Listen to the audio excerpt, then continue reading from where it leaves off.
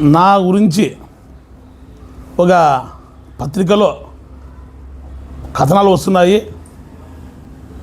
ఆయన నా గురించి చాలా తప్పుగా రాస్తున్నాడు. అక్రమ వసూళ్లకు పాల్పడుతున్నారు. పత్రికా రంగంలో విలువలు ఉండాలి, ఎథిక్స్. నేను కూడా గతంలో ఆంధ్రజ్యోతిలోనూ వార్తలోనూ పనిచేసి ఉన్నాను. నేను ఆజాద్నగర్లో ఇండిపెండెంట్ కార్పొరేట్గా నా భార్యను గెలిపించుకున్నాను.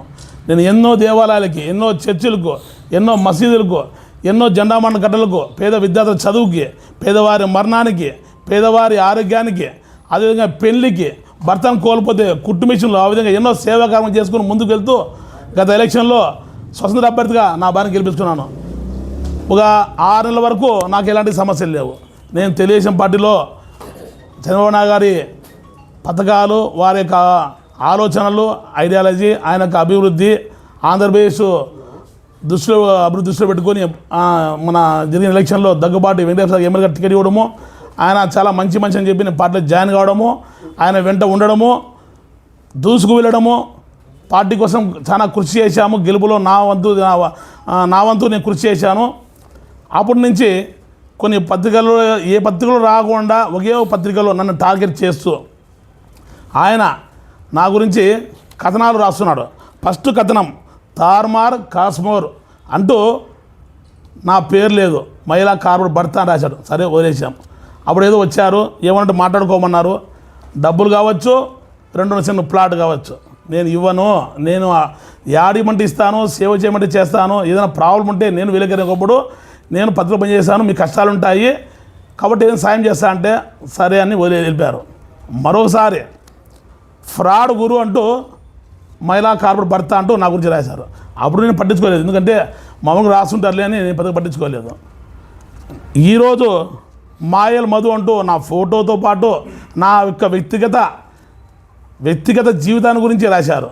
అదేవిధంగా నా వెనుకలుంటే నా ఫాలోయర్స్, నా అనుచరులు యమహా భాష అబ్బాయికి పక్షపాతం వచ్చింది మొన్న. ఆ అబ్బాయి యమహా దాంట్లో మెకానిక్కు, అదేవిధంగా హసేన్గా అతను ఒక టైలరు, అదేవిధంగా సలీం ఆ అబ్బాయి, వాళ్ళకి నేర్చదంటూ ఏమీ లేదు, వాళ్ళకి కేసులు లేవు, వాళ్ళపైన కూడా కేసులు ఉన్నాయి. ఇతను దొంగ. ఏ పార్టీ అధికారంలో అనంతపురంలో వచ్చినా అది నాదే నడుస్తుందంట. వైసీపీ వచ్చిన నాదే, టీడీపీ వచ్చిన నాదే నడుస్తుందంట. ఆయన నాకు ఇష్టం వచ్చేట రాతలు రాస్తూ, నన్నే కాదు యాక్చువల్గా నా గురించి రాశానుకున్నా. నాకు గత వారం నుంచి ఫోన్లు వస్తున్నాయి. ప్రత్యేకంగా అధికారులు ఏ ప్రభుత్వ ఉద్యోగస్తుల్ని వదలడు, ముందే ప్రిపేర్ చేసుకుంటాడు. మ్యాటర్ వాట్సాప్ పెడతాడు, రాస్తానంటాడు, ఏదైనా వచ్చి మాట్లాడుకోమంటాడు, ఫోన్లో మాట్లాడు, రికార్డ్ అవుతాయని పర్సనల్గా మాట్లాడుకోమంటాడు. ఇవ్వకపోతే రాస్తాడు, రాసినాక మళ్ళీ 2 కథలు అంటాడు, అప్పుడు ఇవ్వకపోతే మళ్ళీ రాస్తూనే ఉంటాడు. ఏ పత్రికలో రాకుండా ప్రతిరోజు ఒకే పత్రికల్లో కథనాలు వస్తున్నాయి. అతని గురించి చాలామంది ఇబ్బంది పడుతున్నారు. అధికారులు సైతం, రాజకీయ నాయకులు సైతం, కాంట్రాక్టులు సైతం, ప్రైవేటు విద్యా సంస్థలు సైతం ఆయన టార్గెట్ చేయనట్టు వ్యవస్థ అంటూ లేదు. ఆయన గతంలో తన పిల్లాన్ని హత్య చేసి జైలుకి వెళ్ళి ఒక ఎఫ్ఐఆర్ రాసి జైలుకి పంపించిన వ్యక్తి. అదేవిధంగా శ్రీనివాస్ నగర్లో తల్లి కూతురుతో సౌజన్యం చేస్తున్నాడు. అదేవిధంగా పేద ఒక మహిళ ఫస్ట్ రోడ్లో అమ్మాయిని లోపరుచుకున్నాడు, అది గొడవ అయింది, వాళ్ళు పరుగు పోతున్న కేసు పెట్టలేపారు. అదేవిధంగా యూట్యూబ్ ఛానల్ మీద కేసు పెట్టాడు. పత్రికల రంగం వదలడు, మహిళల్ని వదలడు, రాజకీయ నాయకులు వదలడు, ఏ ప్రభుత్వ వ్యవస్థని వదలడు. ఏమైనా డబ్బు ఉందంటే వాని గురించి రాయడము, కథనాలు రాయడము. ఇప్పుడు నాకు ఫ్యామిలీ ఉంది, నాకు గౌరవం ఉంది. ఈరోజు వాట్సాప్లో అందరికీ హల్చల్ అయిపోయింది. నా గురించి అవమానకంగా రాశాడు. నాకు కావాల్సిన వాళ్ళు బాధపడుతున్నారు. నాకు కాకుండా వేరే పార్టీ వాళ్ళు, నాకు సరిపోని వాళ్ళు వాట్సాప్లో హల్చల్ చేస్తున్నారు. నేను బెంగళూరు బేబీతో ఎంజాయ్ చేస్తున్నాడు ఫామ్ హౌస్లో. అనంతపురం ఇవ్వలేరా? ఈ బెంగళూరు బేబీనే కావాలా? ఒకవేళ బెంగళూరు బేబీ ఎవరో నాకు చూపిస్తే మా భార్య కూడా చూపిస్తా ఫోటో. ఎవరో ఇష్టం వచ్చినట్లు కబ్జా కోరంట. నా పైన అనేక కేసులు ఉన్నాయంట. నా పైన ఏదైనా కేసులు ఉంటే పోలీస్ స్టేషన్లు ఉన్నాయి. సోమవారం పూట స్పందనలో కేసు ఇవ్వచ్చు. పోలీసు అధికారులు ఉన్నారు. నేను ఒక వెంచర్ వేసిన దాఖలు లేదు. ఒక వెంచర్ వేసిన వ్యక్తి డబుల్ రిజిస్టర్ చేస్తాడు. నేను వెంచర్ వేయలేదు, డబుల్ రిజిస్టర్ చేయలేదు. నేను వేరే వ్యక్తి ఫోటో తీసుకొని ఆ వ్యక్తి నేనేని ఫోర్జరీ చేయలేదు. ఎవరికి కమిషన్ ఎగ్గొట్టలేదు, ఎవరికి అగ్రిమెంట్ రాసి ప్లాట్ ఎగ్గొట్టింది లేదు, నేను ఎవరికైనా అసైన్మెంట్ అమ్మింది లేదు. నేను కబ్జా చేసింది లేదు, లేనిపోని కథనాలతో నేను కింద స్థాయి నుంచి వచ్చిన వ్యక్తి. నేను డబ్బున్న వ్యక్తిని కాదు, కింద స్థాయి నుంచి కూటి కోసం కోటి విద్యలు, రూమ్ బాయ్, డ్రైవరు, క్లీనరు, పత్రికా రంగము, రాజకీయ రంగము, సేవా రంగము, అన్ని రంగాలు పనిచేశాను. నన్ను టార్గెట్ చేస్తే నేను భయపడతానా? అడిగిన ఊరుకో ఉన్నా, ఎందుకు లేండి అని. ఈరోజు ఒక 6 మంది మహిళలు నాకు ఫోన్ చేశారు, మమ్మల్ని టార్గెట్ చేశారంటే, మా పర్సనల్స్ రాశారంటే, మీరు మాట్లాడకపోతే మేము మాట్లాడకపోతే ఎలాగండి, దీన్ని ఖండించాలి, మీరు ఫస్ట్ మీరు మారితే మేము మారుతాము, తర్వాత మేము కేసు పెడతాము అని చెప్పారు. పెళ్ళాన్ని చంపిన వ్యక్తి ఆయన మాట్లాడుతున్నాడు నీతి వాక్యాలు మా గురించి. పత్రికలు అంటే విలువైన ఎథిక్స్ ఉంటాయి. ఈరోజు మా మిత్రులు, మీడియా సోదరులు చాలామంది నాకు మిత్రులు ఉన్నారు. నేను కూడా మీడియాలో పనిచేశాను, నాకు మీడియా గురించి తెలుసు. కొంతమంది మాత్రమే కోర్టుకు పడగలుగుతారు, చిన్న పత్రికలు పనిచేస్తున్నాయి.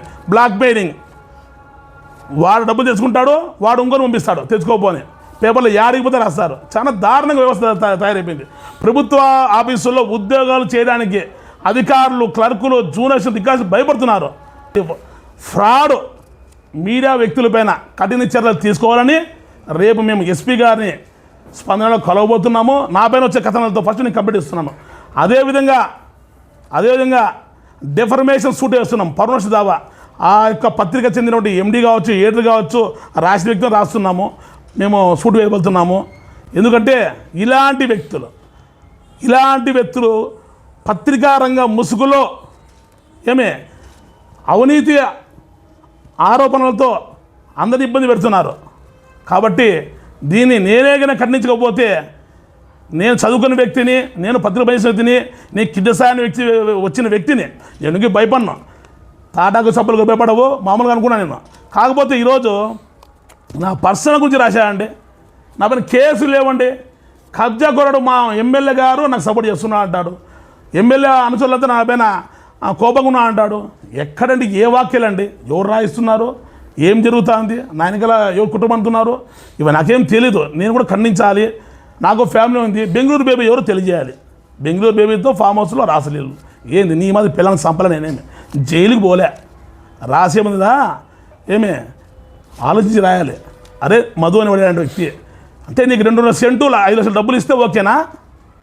రేపు స్పందనలో ఇస్తున్నా ఎస్పీ గారికి. ఇప్పుడు బెంగళూరు బేబీ అన్నాడు, నా భార్య పిల్లలు ఏమనుకో చెప్పండి. ఇప్పుడు ఆస్తులు, కబ్జాలు అది పట్టించుకోదు. మహిళల గురించి నాకు అక్రమత్వం అంటగట్టి నువ్వు పిల్లని చంపి తల్లిగులు సాధన చేస్తున్నావు, పాపని ఏర్పించావు, వాళ్ళు బయటకు వస్తే ఫోక్స్ యాక్ట్, 370 యాక్ట్ పెడతారు. వాళ్ళు రాలేకపోతున్నారు. కాబట్టి నేను భయపడను. నా గురించి నువ్వు ఏం రాసుకుని రాసుకో, నా గురించి ఏం కంప్లీట్ చేసుకో. నేను నీ పైన కంప్లీట్ రేపు ఇస్తున్నా స్పందనలో. రేపు డెఫర్మేషన్ యాక్ట్ పరోక్ష మీ ఎండీకి, మీ ఎడిటర్కి మీ పైన రాస్తున్నా. పోతా ముందరికి. Right, thank you.